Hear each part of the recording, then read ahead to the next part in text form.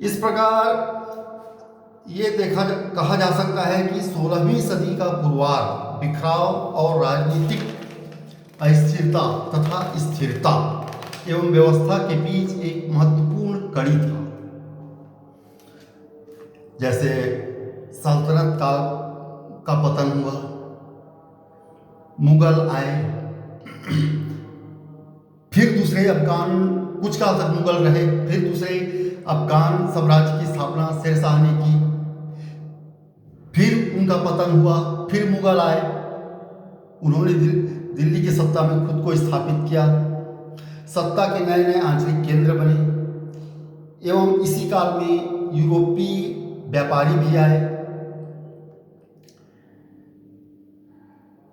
पुर्तगाली आए, डच आए, अंग्रेज आए, उन्होंने व्यापार किया और अपनी व्यापारिक स्वार्थों की पूर्ति के लिए अथवा और किसी लालसा कतिपय कारणों के लिए उन्होंने यहाँ की देशी राज्यों की राजनीति में रुचियाँ ली।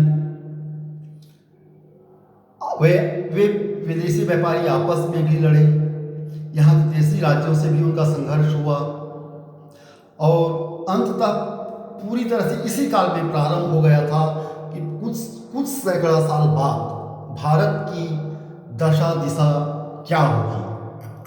सल्तनत काल के बाद मुगल काल, कुछ काल तक फिर अफगान साम्राज्य, दूसरा अफगान साम्राज्य कहा जा सकता है शेरशाह के नेतृत्व में, इसके अलावा फिर मुगल, और इसी समय विदेशी व्यापारी भी स्थापित होने लगे थे।